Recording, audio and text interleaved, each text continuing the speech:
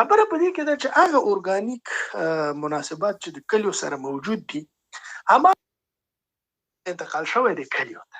موږ مخکې په دې دوستانو اشاره وکړه، یو وخت ما په دې باندې تفصیلي لیکنه کړې وه، دا د ښارونو د کلیو تقابل.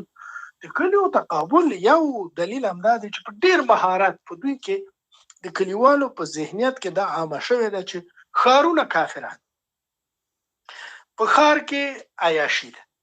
د طلوع تلویزیون یو سیریال په طلوع تلویزیون کې یا په بل تلویزیون کې یا په بل تلویزیون کې، هر تلویزیون چې وي په هغه کې د یوې نیمه بربنډې اروپایي ښځې یا د یوې ترکۍ سندرغاړې یا د یو بل چا یو ځلې راښکاره کېدل کافي ده چې یو کلی د ښار په ضد شي. وایي چې ګوره دغه کفر روا دی، زه دلته ډوډۍ نه لرم، زه دلته کلینیک نه لرم، زه دلته خدمات نه لرم، زه دلته ژوند نه لرم، او هلته زما ښاریان ناست دي او د عیاشي کوي. موږ د یو ډول افراط او تفرید ترمنځ ویشلې ټولنه لرو چې دا په دغسې یو حالت کې دغه د مختک پالنې قوه له استکاک او له ځنډ و خنډ سره مخامخ کېږي. وروستۍ خبره به مې دا وي چې په دې برخه کې چې موږ یو زمونږ د موډرنیزم په تیره بیا په وروستیو 40 کلونو کې د اصلاحاتو د پرمختګ پالنې او د روښانتیا هڅې له بده مرغه انفرادي افراد یو. احمد یو چېرته لګیا دی، محمود بل چېرته لګیا دی. موږ ټولیز او ټولنیز جمعي حرکتونه چې د یوې لویې پراخې جبهې په توګه د ښاري موډرن روښانفکره او په عین زمان کې د رهبرۍ او مدیریت د توانمندۍ لرلو سره یو ځای ټولنه رهبري کړي، دغسې یو جریان مو کله رامنځته کړی؟ چېرته دی؟ ما ته یې راښودلی شي؟ د افغانستان په سرنوشت خو همدا اوس دغه دوه وسلوال لوري حاکم چې یوې خواته هغه خلک دي چې یو ځل ازمویل شوي دي او د بلې خواته هغه خلک دي چې بل ځل ازمویل شوي دي. دوی سره ټوپک دی، خپل مشروعیت له ټوپک نه اخلي. په دې منځ کې دا موږ چې چیغې وهو چې ولې دا نه راځي، امان الله خان خو دومره وکړل چې یو جنبش رامنځته کړه. 45 کادرونه په هغه وخت کې په توپ والوځول شول. 45 په یوه ورځ لومړني مشروطه غوښتونکي. مولوي محمد سرور واصف کندهاری په راس کې بله ورځ هم په دې خبرې وکړې، نو زه نه تکرار.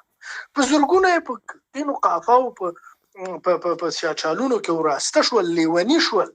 دغه د عبدالرحمن لودین نوم تاسو اورېدلی دی، په ده باندې څه ورځې راغلې. دغه بزرګوار مستغني څومره وخت وبښئ د عبدالحمید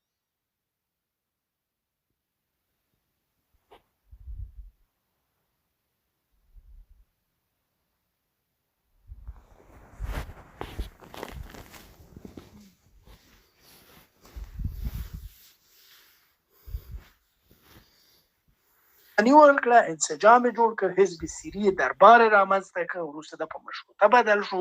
مشروطه یو متشکل سازماني نهضت و. وروسته له هغه نه زلمیان رامنځته شول، هغوی قربانۍ ورکړې، زنداني شول، ورټل شول، تهدید شول، تبعید شول. ما ته په دې نوې زمانه کې تاسو د دغسې یوې داعیې د پرمختګ او لیډرشپ او د مدیریت دپاره داسې یوه جبهه نشئ راښودلی چې لږ تر لږه 10,000 کسان د 22 23 یا 24 یا 40 میلیونه نفوس په نمایندګۍ پکې وي، په دې کې 15,000 ښځې وي، 10,000 نارینه وي. حد اقل دا د نفوس په تناسب ډېر کوچنی مقدار دی چې او دوی د موډرنیزم نهضت رهبري کوي. نو دغه ټول دلایل دي چې دا ټولنه خو وګړي خو ملت خو په خپل سر نشي کولای چې تحول راولي، بدلون راولي. د دې هغه انجن چې دا ټول قطار ځان پسې کش کړي، هغه فلج دی، هغه موږ نه دی رامنځته کړی. او په دې کې هغه څوک چې ځان ته روښان فکر وایي، تحصیل کردگان، او هغه څوک چې د رهبرۍ ادعا لري، او هغه هم د روښان فکر رهبرۍ نه دی، تنظیمي او جنگي رهبرۍ، دا پکې مقصر دي، ملامت دي. ډېر زیات مننه قدرمن استاد ټولو ګډونوالو ته بیا هم